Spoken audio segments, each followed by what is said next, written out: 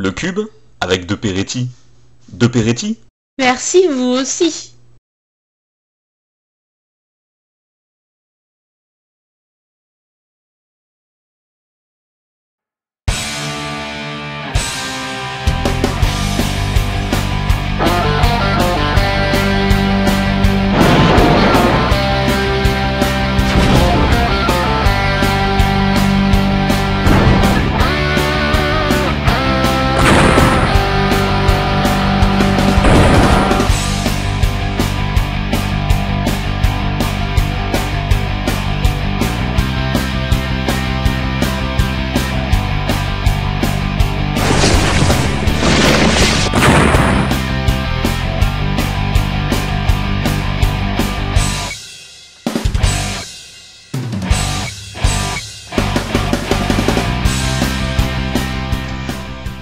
Et salut. Bonjour. Salut. Salut, nous sommes ensemble à nouveau. Nous nous retrouvons pour commander cette nouvelle partie de Cube, saison 2014 évidemment. Sport international bien connu des aficionados, comme nous voyons ici, monsieur Paul Fournier. Un professionnel, voilà. Oui, donc nous équipe, avons ici la première équipe de ce match, composée fait. de Paul Fournier, de Mathias Laroche, Mathieu Verlet et Camille Barré. Camille Snippets. Snippets, de son petit nom. Voilà. Présentation de la deuxième équipe maintenant avec... alors, ils sont bien lents, hein, ces gens. Oui, ils se font toujours désirer, ces champions de l'année passée, bien sûr. L'année passée, nous les reconnaissons tous. Voilà, donc, avec une nouvelle tête, deux nouvelles têtes en fait. avec donc Arnaud Montignac le Grand, celui de Romain De Peretti, celui de Arnaud... comment il s'appelle Montignac, je l'ai déjà dit. Guy de Neuf et Pierrick. Pierre Chevisier, tout à fait. Très bien. Nous assistons ici au toss. Le toss donc qui consiste à mettre le petit bâton le plus près possible du roi au milieu, on est d'accord, hein, donc chaque équipe va le lancer. Commence le premier. Exactement, mon cher Ribs. De rien, mon cher Wings. Et ici, ce sont donc l'équipe 1 qui gagne le toss, qui l'a mis le plus près sans toucher le roi. On voit Mathias Laroche qui s'est pris un vent à ce moment-là. Voilà. Donc on rentre dans la première phase de jeu. Donc l'équipe 1 qui doit tenter de faire tomber les cubes que vous apercevez au fond de votre écran. Car c'est un champ de bataille séparé en deux camps, séparé au milieu par une pièce centrale appelée habilement le roi. Voilà, qu'il ne faut absolument pas faire tomber. Hein, absolument pas, sauf à la fin. On ne tombe pas le roi. Nous y reviendrons plus tard. On ne tombe pas le roi. Premier challenger, Mathieu Bogos-Verlet. Mathieu Bogos-Verlet qui s'élance sur le... Oui, avec une allure svelte. Hop. Ouh, il rate un premier coup. Ouh, dur. C'est un petit raté. Oui. Ah non plus. Oui, on voit bien que sa blessure suite au championnat d'Helsinki l'a rendu faible. Alors que Paolo Del Paolo s'élance et rate. Hop. Rate. Un avis sur la situation, mon cher Dips. Dips. Un coup de perso. Il a réussi un coup. Il a fait donc tomber un cube, donc ce que nous appellerons ici les cubes. Tout à fait. Vous voyez donc que l'équipe adverse s'empare du cube. Et doit le relancer. Mais cette fois-ci dans le camp adverse. Alors, petite subtilité, un intérêt pour cette équipe est de le lancer le plus proche de leur propre camp. Nous y reviendrons plus tard. Et là, c'était effectivement un peu proche, c'est-à-dire que ça n'a pas dépassé la ligne. Et là, voilà. Exactement. Alors, pourquoi plus proche? Eh bien, c'est simple. Ils vont devoir essayer de faire tomber en priorité ce cube. Exactement. Et on voit que Arnaud, premier du nom, dit l'ancien rate, monsieur De Peretti. De Peretti s'élance, rate à nouveau. Oui. Ah, quel match. On peut apercevoir que l'équipe 2 d'ailleurs a une technique un peu différente de l'équipe 1 au niveau du lancer, c'est-à-dire qu'ils se sont répartis des bâtons de façon un peu différente, les 6 bâtons. Par ordre de talent, hein, j'ai envie de dire. Et Arnaud Montignac qui touche le cube. Tout à fait, c'est magnifique. Dips, un avis sur la question? Salut. Aucun, très bien, merci Dips. Très bien. Donc, l'équipe 1 reprend les bâtons et doit à nouveau donc lancer le cube en premier. Tout à fait, mon cher Wings. Oh, magnifique donc on voit lancé. qu'il y a une rotation des joueurs sur l'équipe 1. Replacement du cube tombé, qui n'avait pas lieu de tomber. Hein, Tout à fait, donc nous voyons effectivement que la jeune Snippets va faire de même. Elle rate. Elle rate une deuxième fois, et je pense qu'elle va rater une troisième fois. Oh, nice. Cela prouve donc que je n'ai pas vu le match au préalable. Nous commentons ce match en live depuis la régie. Tout à fait. Hop, petit as. Donc une fois ce cube tombé, l'équipe est libre, magnifique. Petit as prend de l'avance. L'équipe est libre de faire tomber à nouveau les tours ou cubes de l'équipe adverse, qui doit ainsi donc... Belle avance de l'équipe 1, donc, tout qui à fait, fait tomber pour l'instant 2 cubes de ligne, comme on les appelle. Donc il y a les cubes de ligne qui sont ceux du fond et les cubes de champ qui sont les cubes lancés. Ça me rappelle l'international de boule de Vesoul je ne vous le fais en pas dire. 93. Cher Ribs, je ne vous le fais pas dire. Hop. Ici donc la technique de Romain de Peretti est de lancer donc les cubes les plus près les uns des autres. Remarquons que Paul cherche à les enfoncer de manière assez fourbe pour qu'ils ne tombent pas. Donc pourquoi les lancer les plus près les uns des autres? C'est pour effectivement les faire tomber donc si possible avec un seul bâton, en faire tomber plusieurs. Ce que l'on appelle faire d'une pierre deux coups. Tout à fait. Nous voyons ici que ce jeune homme plein de talent n'a pas réussi à en faire tomber 2, mais son coéquipier... Un très joli coup de Pierrick. Tout à fait, prend la suite. Ouais. Sachant qu'il leur reste du coup donc 3 bâtons, hein, donc 2 lancés par Arnaud Montignac. Arnaud, le danger Montignac. Mais qui échoue malheureusement sur ces 2 coups. Arnaud Guigueneuf s'élance et rate à son tour. Très bien. C'est une belle avancée tout de même pour cette équipe qui, rappelons-le, a fait une très belle qualification de dernière manche. Exactement. Tout à fait. Donc l'avance est toujours pour l'équipe 1. Remarquons qu'Arnaud Guilleneuf est très proche du règlement et cherche à arbitrer, même si cela ne lui est pas, ce n'est pas son rôle. Pendant qu'on aperçoit Romain de Peretti tenter de déconcentrer... Tout à fait. Une technique très fourbe que nous reverrons dans ce match que je n'ai pas encore vu. Remarquons que l'équipe 1 très soudée a un geste d'encouragement avant chaque coup. Exactement. Mathieu Verlet s'élance, fait tomber habilement le premier cube. Ah, quel talent. Habilement, il évite le deuxième. Et le troisième pour laisser un petit peu de challenge à son équipe. Mais va-t-il réussir à son tour? Paul Fournier s'élance sur le champ de tir, mais... Oui, rappelons que Paul Fournier, ancien champion de quilles de 6... Oh, très beau geste technique. Oh, tout à fait. Qui s'élance maintenant pour attaquer les cubes de ligne, mais qui malheureusement échoue. Et pour tous nos amateurs de sport de jet, comme nous l'appellerons, il faut préciser que ces bâtons que le Challenger lance sont excessivement légers. Exactement. Contrairement par exemple à un sport cousin, le Molki ou Mulku, si l'on prononce bien. Tout à fait. C'est vrai que la principale difficulté de ce sport, donc le cube, réside dans la difficulté de lancer le bâton. Le cube de la part de Romain. Très beau lancé ici. Donc petite on rappelle... petite précision, mon cher Wings. On voit qu'il y a débat sur la manière de relever les cubes. Tout à fait. Précision dans les règles, effectivement, deux précisions sur cette étape-là. Les joueurs qui sont dans le camp dans lequel ont été lancés ces cubes doivent eux-mêmes relancer les cubes et peuvent choisir l'orientation dans laquelle leur envoyer. Et en général, ils le font de manière à pouvoir écarter les cubes. Exactement. Ou les rapprocher du roi de manière à pouvoir forcer les joueurs à prendre un risque à faire tomber le roi. C'est-à-dire mettre l'équipe adverse dans le guac. Ou dans l'embarras. Un reverse 360 no-scope de Romain de Peretti. J'ai même envie de dire radical. Exactement. Une touchette, comme on appelle ça. De Romain le Fourbe. Ici nous avons l'équipe 2 donc qui prend son envol. Nous sentons la pression monter tout de même. Alors deuxième petite précision sur ce relevage de cubes, je tiens à préciser que si les challengers font tomber un cube sur l'autre, chose assez rare à ce niveau de compétition, les 2 cubes sont relevés l'un sur l'autre à la manière d'une dame, dans le jeu habilement appelé Dame. Très bien.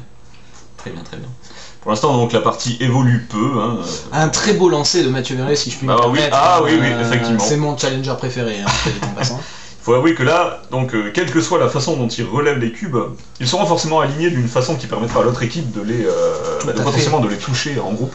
Car l'équipe n'est pas obligée de lancer de la position où se trouve notre jeune Snippets. Exactement. À ce moment-là. Snippets qui s'élance, mais qui rate ses 3 lancers, malheureusement. Tout à fait. Il faut quand même noter qu'elle a fait une compétition de snowboard la semaine d'avant et qu'elle est encore assez épuisée. Alors que T-As, à son tour... T-As Mendes, malheureusement, ne réussit pas. Alors ici, nous allons assister donc un retournement de situation parce qu'aucun cube n'a été touché, ce qui permet donc à l'équipe adverse de se rapprocher de la ligne représentée par le cube le plus proche du roi. Oui, car il faut bien qu'il y ait un dédommagement et un désavantage quand l'équipe n'a pas réussi à faire tomber ses cubes. Et bien l'équipe adverse peut lancer de plus près, ce qui ne les arrange pas visiblement. Il faut savoir qu'il y a toujours un peu plus de challenge quand on a l'habitude et quand c'est calibré, entre guillemets, très bien, entre guillemets 9, à lancer les bâtonnets. Arnaud Guilleneuf s'élance et fait tomber un cube. J'ai l'envie de dire que c'était un peu un... Fait tomber un deuxième cube. Je retire ce que j'ai dit, ce n'était pas un moule shot. Et bien. Ici nous voyons donc que Paul Fournier a une technique toute particulière pour ramasser les bâtons. C'est pas faux. On voit que Mathieu Verlet, lui, attend qu'on les lui donne. Très bien. Il a bien compris. L'équipe 2 donc remonte dans la partie. Mathias, très beau lancé, très beau lancé. Oh oui. Oh oui, ils sont alignés, ils sont regroupés. Voilà. Arnaud Guilleneuf se demande comment il va les remonter pour mettre l'équipe adverse dans une situation appelée la mouise. La mouise. L'équipe 1 et 2 donc ont chacun 2 cubes de champ alors que nous assistons à ce type de déconcentration. Oh, oui, tout à fait. Pour sa propre équipe, hein, qui plus est, on voit qu'il est fair play. Et Paul Fournier, nous fait quelque chose de magnifique qui mériterait un score multiplicateur. Et Paul Fournier qui ne semble pas en forme aujourd'hui, il rate tous ses lancers. Qu'est-ce qui se passe ? S'approche, change sa position pour être en ligne. Inline. Inline, comme on dit dans le milieu, mais... Inline, comme on dit dans le pays du soleil levant et des sushis. Nous avons un jeu blanc. Mais c'est à nouveau raté, et donc même phase de jeu pour l'équipe adverse qui va pouvoir à nouveau se rapprocher. Quelque chose me dit que l'équipe 1 peut préparer son sac. D'ailleurs, ils ne regardent même pas. Ah oui, c'est vrai. Ils ont bien compris. Ça commence à sentir... On voit les réjouissances de l'équipe 1. Oui. Bon, l'équipe 1 qui en a plus grand chose à foutre du Peut-être cette odeur de mauvais est peut-être bien due à ce chaton qui a déféqué derrière nous. Mais cela ne nous regarde pas. Non, cela ne nous regarde pas. Romain de Peretti. Romain de Peretti, très bon. Cela ne nous regarde pas de savoir que Romain de Peretti fréquente le club le Fucking Blue Boy. Ainsi que le Blue Oyster. Ne nous regarde pas. Exactement. Ah, le jeune... quel est dans son nom déjà? Pierrick, je ne vois pas d'ici son dossard. Qui réussit un nouveau lancer magnifique, donc qui permet de prendre l'envol de cette équipe. Un nom bien nordique qui va... Oui, un nom directement venu du froid. Il faut savoir que ce jeu se joue en sandales, alors que le public est recouvert... De couverture. De couverture. Très bien. Tout à fait. Et de neige. Et de neige. Nous voyons d'ailleurs au fond un peuple d'animaux appelé RH. C'est vrai. Curieux émigrateur. Curieux peuple, hein, dois-je le rappeler. Aux coutumes très particulières. Voilà, Mathias Laroche, appelé Mathias Disco Boy Laroche. Sinon sur le pas de tir. Il prend la même posture que Mathieu Verlet, il a bien compris que la stratégie... Magnifique geste technique. Je tiens à dire qu'il vient d'égaler le record détenu en 95 par Mathieu Verlet, mais... Il nous fait dans l'enchaînement une 4ème quille. Il réussit donc à tomber 4 quilles en un bâton. Heureusement qu'il est là parce que Snippet semble mal parti sur ses lancers. Oui, Snippet, sa fracture au tibia gauche. C'est l'occasion de retourner la partie il faut remarquer que Snippet n'est pas dans l'accoutrement le plus réglementaire. Effectivement, c'est ce qu'on pourrait qualifier de gothique hein, comme accoutrement. Mais nous n'en ferons rien. Non, car cela ne nous regarde pas. Tout à fait. Précisons que Snippets participait à la Zombie Walk le week-end précédent, mais cela ne nous regarde gothique. Très bien. L'équipe 2 donc lance les cubes tombés par l'équipe 1, mais petite subtilité ici, il reste un cube de champ qui a été non tombé par l'équipe 1. Et tout à fait. Il y a un cube mauvais. Ah oui, ici nous avons un petit litige sur ce cube, mais non, il est accepté par Paul Fournier. Paul Fournier qui, grand prince, relève les cubes. On l'appelle le releveur de cubes. Et on l'appelle également El Papelou. Donc le cube présent sur le champ permet toujours à l'équipe 2 de se rapprocher. Hein, a fortiori. Donc voilà, ça devient plus facile pour cette équipe de toucher les cubes qui ont été placés stratégiquement très près de la ligne. Arnaud Montignac réfléchit à la meilleure façon de faire et commence à faire tomber donc ce cube avec ce premier bâton. Avec une aisance toute naturelle. Et tout à fait, hein, et il faut avouer que c'est quand même plutôt un bon joueur de cube. Et un beau gosse. notamment.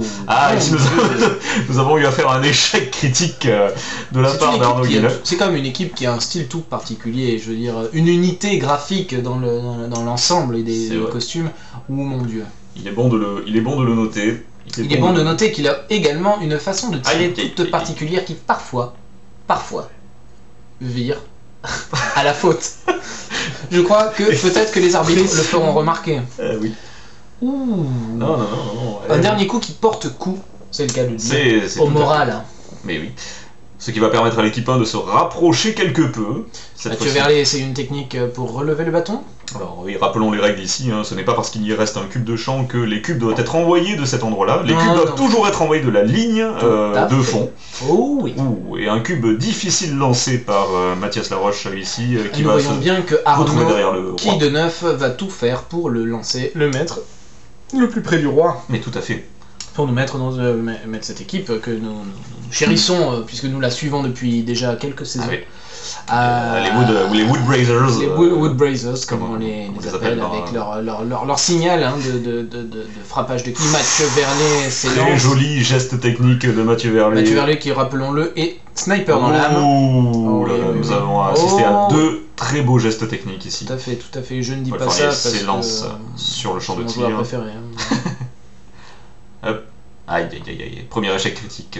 Deuxième échec critique. Mon cher Dips, que pensez-vous de la façon dont Paul Fournier rate régulièrement ses tirs alors que lui-même est un joueur professionnel de quilles? Pensez-vous qu'il y a un lien de cause à effet? Je dirais heureusement qu'il a 3 bâtons. Parce que au moins avec le 3e, il y a une chance de réussir. Et oui. Ce n'est pas une journée facile pour Paul Fournier qui malheureusement n'a pas touché grand chose. Mais peut compter sur ses coéquipiers et nous voyons ici, mauvais geste, très mauvais fair play de la part de notre ami Romain de Peretti. Romain de Peretti qui essaye toujours de renverser le match, on le voit ici. Ou une bière. Ouais, tout à fait. Donc ça va être la personne désignée par son équipe comme étant, comment l'espion, le faux cul, le buco émissario. Qui vient donc parlementer, on peut le voir. De là à dire que c'est parce qu'il est corse. Il n'y a qu'un pas. Que nous ne franchirons pas, car cela ne nous regarde pas. Oui, c'est très beau geste. Très beau geste ici. Je tiens à dire que c'est toujours avec effroi que je remarque que ce jeune homme que nous venons de voir au tir est capable de réussir des lancers très précisément, de très loin, alors que de très près peut perdre tous ses moyens. C'est vrai. Mais donc Romain de Peretti continue et enchaîne donc cette partie d'une façon plus que talentueuse. Sauf sur ce lancer qui... la pression, tout le monde n'est pas qu'on a reconnu le talent de jeune Pierrick qui a 2 bâtons. Oui. Mais tout le monde n'est pas Schumacher et tout le monde n'est pas capable de tenir la pression. L'équipe 1 donc va avoir un bon paquet de cubes à relancer, un 5 si je ne m'abuse. Tout à fait. Sachant qu'il en reste donc Mathieu Verlet dénigre les bâtons et souhaite surtout lancer les cubes. Tout à fait. Romain de Peretti, toujours dans la déstabilisation. Et cette fois totalement infiltré dans ce que l'on appelle dans les pays nordiques le taunt. El tonto. Les 2 premiers cubes ont été lancés par Mathieu Verlet, les 2 suivants seront lancés par El Polo del Papelou. Que passe? Sweet Jesus. Sweet Jesus. Nous voyons relevage de cubes de la part de l'équipe 2. Tout à fait, avec une vue passionnante. Sur la Lune, presque, j'ai envie de dire. C'est presque l'éclipse dans laquelle nous assistons. De Saturne. Qu'est-ce qu'il... Oh Dieu! Nous avons technique. Nous venons de perdre la parlions d'éclipse. Eh bien, quelle fut pas notre surprise de voir une perte de connexion à l'écran. Beau geste de Snippets ici. Rappelons-le, Camille Barré. Dites Camille Snippets. Camille Snippets Barré. Il a de Barré. Porte bien son. Aïe, un premier geste bien réalisé, mais il reste du cube à tomber. Mais ceci dit, elle est capable de tenir la pression en bonne gothique. Oh, très beau geste, très beau geste technique de Mathias Laroche. Un avis, mon cher Dips, sur ce lancer de Mathias Laroche. Que pensez-vous de Mathias Laroche? Oh, très beau. Je pense que c'est un adversaire sérieux, surtout pour les glandeurs comme Romain de Peretti. Tout à fait. Je pense qu'il n'est pas à prendre à la légère. Avec des pincettes. À la légère. À la légère des pincettes. Relancement des cubes par l'équipe 2.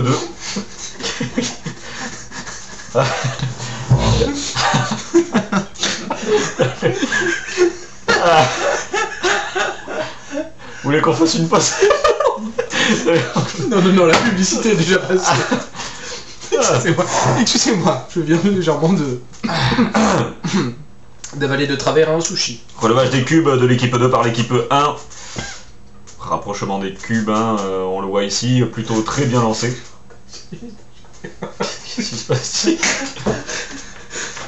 Ouh, un geste tout à fait technique.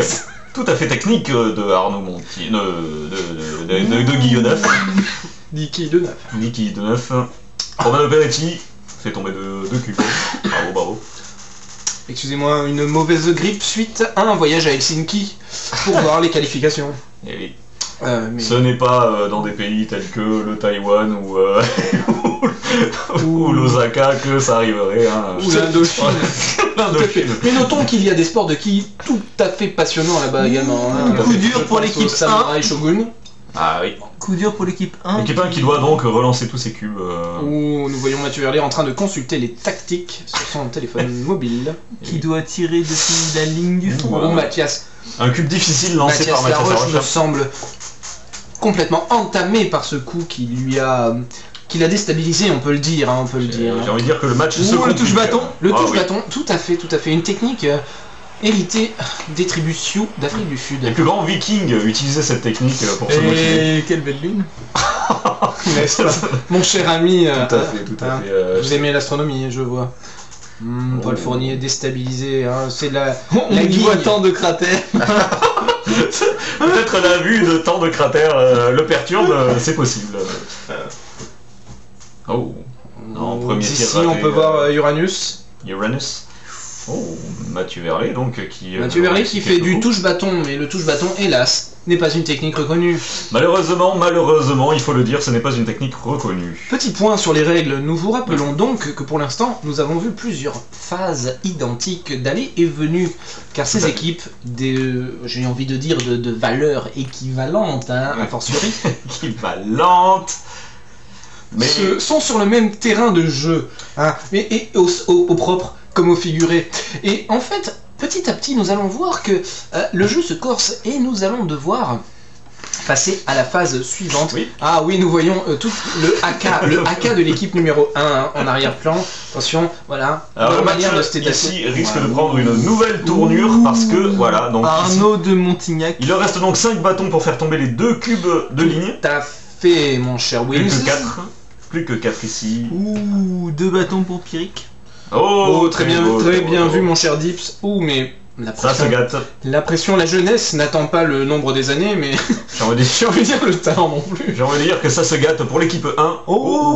Ça aurait pu être beau. Là, cela nous prouve que les nombres d'années n'attendent pas le talent non plus. Litige sur l'empiètement de la ligne désignée. A.K.A. The Mordance. Mais ça n'empêche pas Arnaud de Neuf de montrer who's boss. Alors ici, petit rappel des règles, donc tous les lignes, l'équipe 1 est à Walp, donc tous les cubes de ligne sont tombés pour l'équipe 1, ce qui permettra donc à l'équipe 2 de toucher le roi. Ce sport gagnerait quand même autrement en intérêt si l'équipe 1 était à poil quand même. Je tenais à le dire. Donc l'équipe 2 n'a pas pu toucher le roi parce qu'ils avaient lancé leurs 6 bâtons. Ouh, Mathieu Verlet vient de faire tomber une king. Notons que cela ne la rapporte absolument rien. Tout à fait. Pierrick passe devant la caméra, ce qui n'est pas très pro. On voit que c'est un joueur de nouvelle génération qui vient juste d'avoir les qualifs. Il vient de passer dans la division Uno. On a toujours des problèmes avec ces jeunes, hein, ça c'est indéniable. Tout à fait. Mais rappelons hein, que la fédération des jeux nordiques est liée. Encore une belle exhibition de la part de Snippets. Ah non. Paul Fournier lui montre comment écarter les bâtons. Voilà. Il lui tape sur les bords du bâton. Et voilà, donc tentative d'encouragement hein, de Snippets qui est en déroute depuis le début du match. Hein, nous l'avons vu. Oui. Mais sa tentative d'encouragement a apporté ses fruits parce que donc un cube est tombé. Oh, 2 cubes est tombé. Et bien nous le saurons. Tapoter le bâton. 2 sur 3, c'est un record pour Snippets. Tapoter le bâton permet de porter des fruits. Tapoter l'intérieur des bâtons de Snippets, ça marche plutôt bien, il faut le reconnaître. Pression pour Tias, 3 bâtons pour 4 cubes. Tias Mendes reconnu dans la Fédération del Mundo, à savoir la fédération nordique. Aïe aïe aïe. Et là il a été, déconcentré par Paul Fournier qui lui a donné une technique mais qui n'a pas porté ses fruits malheureusement. Oui. Et bien ici nous assistons à la difficulté de l'équipe 1, donc l'équipe 2 de grâce. L'équipe 2 donc va devoir lancer, si je ne m'abuse, 2 cubes dans leur camp, ce qui permettra donc... Ils vont en plus pouvoir donc s'approcher de la ligne du roi avec les cubes qu'il reste. Donc là, si nous récapitulons la situation... Un coup dur pour l'équipe 1. C'est un gros coup dur. Ouh, deux ratés pour ce cube qui doit être donc potentiellement replacé par l'équipe 1 où il veut. Et Mathias, alias Tias Mendes... Concertation, mauvaise idée de Paul qui dit de le placer dans le coin. Pourquoi ça serait une mauvaise idée Pourquoi ça serait une mauvaise idée d'abord je pose la question. Mais je pense que la ligne du roi est plus difficile que les bords. Tout à fait. Et nous avons Arnaud, tout de même, Arnaud Montignac. Arnaud de Montignac de Arnaud qui est d'une précision sans faille. Alias Noscope Snipers. Noscope Snipers, à TMP. Aïe. Voilà. Et donc tous les cubes de ligne sont tombés. Et donc nous avons 4 baguettes de match. Pour faire tomber le roi, donc, qui peut tomber actuellement. Pour nos chers téléspectateurs qui n'avaient pas vu les précédents matchs de cette compétition. Oh, magnifique! Très bon. Voilà. Cela clôt le match. Victoire de l'équipe 2. Fair play de l'équipe 1. Tombé droit. 1 qui vient qui serre les mains. Ça ne manque pas de fair play cette partie. On voit Arnaud Guilleneuf qui serre chaudement la main de Snippets. Voilà, l'arbitre maître Anas Walam sort de la cantine. Tout à fait. Tout à fait. Arnaud Guilleneuf qui cherche à gagner encore un petit peu de temps à l'écran. C'est bien connu, ce jeune homme. Et tout simplement... Eh bien, écoutez, mon cher Ribs, une petite analyse... Mon cher Ribs et mon cher Wings. Oui, très bien. Alors, une petite analyse de ce match. Une belle cérémonie conviviale de fin de match où on doit mettre les bouts de doigts dans le filet. Oui, les doigts dans le filet. Regardez, Mathias est fier d'avoir perdu. Et ça, c'est là que tout vient dans ce sport. C'est la leçon de ce sport. C'est l'esprit sportif. Il faut jamais cesser de le rappeler. Non, tout à fait. Ne cessons pas. Rappelons-le d'ailleurs. Diffusion terminée de ce match. Merci de l'avoir suivi en notre compagnie. C'était donc notre ami Ribs, ici présent, Dips. Qui est Dips, spécialiste des techniques d'innovation dans l'axe et les trajectoires, rappelons-le, certifié de grandes universités. Et moi-même Dips qui vous dit merci et à bientôt pour un prochain match. Et je vous dis à bientôt et merci pour un prochain match. Merci, à bientôt. Pour un prochain match ou pas? Oui, pour le match d'après. Allez, au revoir. Au revoir, merci. A fortiori. A plus et salut.